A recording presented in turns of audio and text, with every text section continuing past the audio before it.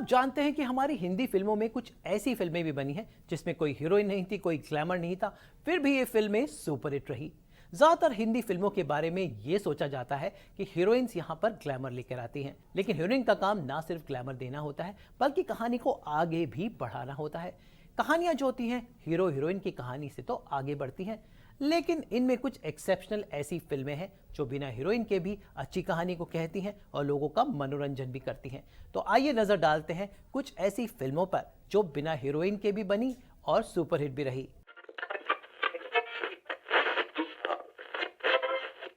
बिना हीरोइन की फिल्मों की शुरुआत हुई थी 2007 में, जहां पर एक कॉमेडी फिल्म आई जिसका नाम था धमाल।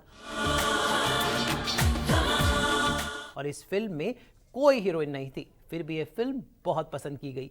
ये एक कॉमेडी फिल्म थी जिसमें 4 या 5 लड़के ही थे, लेकिन ऐसी सिचुएशन थी कि लोग हंसते हंसते लोटपोट हो गए। और खास बात यही थी कि इस फिल्म में कलाकारों ने कोई कपड़े नहीं बदले, यानी पहले फ्रेम से जहां फिल्म शुरू होती है और आखिरी फ्रेम तक सभी कलाकारों ने एक ही कपड़े पहने थे। तो 2007 की ये कॉमेडी फिल्म दर्शकों ने बहुत पसंद की और आज भी Dhamaal one of the best comedies ever बनी। इस फिल्म में ढेर सारे मिक्स कलाकार थे और सबने अपने अभिनय से उस हीरोइन और ग्लैमर की कमी को पूरा किया जो शायद लोगों को लग रहा था कि इस फिल्म की कमी होगी। धमाल का अगला सीजन भी आया जिसमें हीरोइन थी, जी हाँ, उसमें माधुरी दीक्षित थी, लेकिन पहली धमाल का जो मजा था वो सीक्वल में यानी पार्ट 2 में नहीं मिला। तो यानी ये प्रूव हो जाता है कि बिना हीरोइन के भी अगर आपकी कहानी स्ट्रांग है तो वो लोगों को पसंद आएगी। साल 2007 में एक और फिल्म आई थी जो एक्चुअली धमाल से पहले रिलीज हुई थी और उसमें भी कोई हीरोइन नहीं थी। ये फिल्म थी चैन खुली की मैन खुली, जिसमें राहुल बोस और बहुत सारे नए कलाकार थे।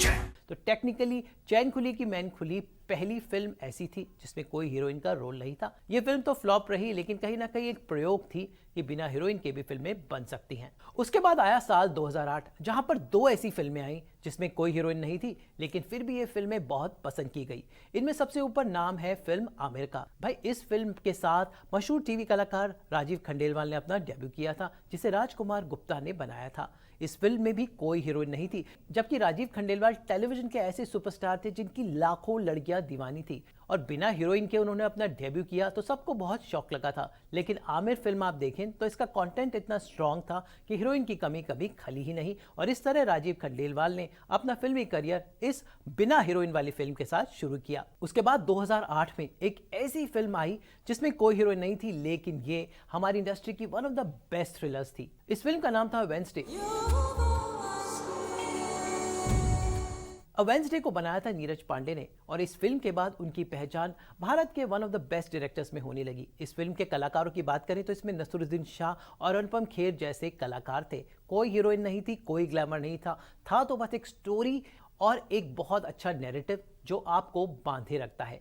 तो बिना किसी ग्लैमर, बिना किसी हीरोइन के बावजूद वेडनेसडे बन जाती है हमारी सिनेमा की one of the best thriller films.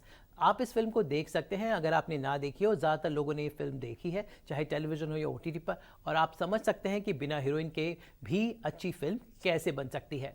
उसके बाद 2012 में एक फिल्म आई थी जिसका नाम था फरारी की सवारी, जो ज़्यादा लोगों ने नहीं देखी।